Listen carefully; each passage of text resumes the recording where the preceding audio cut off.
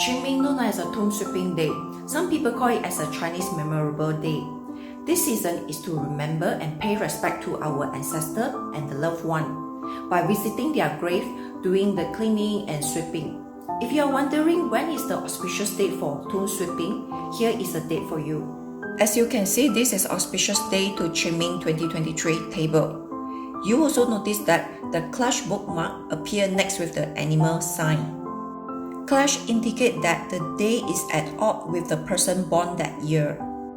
There are exceptional cases if your animal year clashes with the day of tomb sweeping, as long as you are not the first one to offer incense. Example, 26 March 2023 is clashes with the person born in the ox year. So, the person born in the ox year, not the first one to do the offer incense. This is acceptable. I also added red star bookmark as a weekend indication for tomb sweeping, in case the weekend is convenient for you.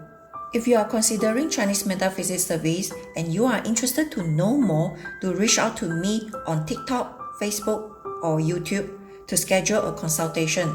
I hope this video has been helpful for you. To follow me for more tips and advice. Thanks for watching.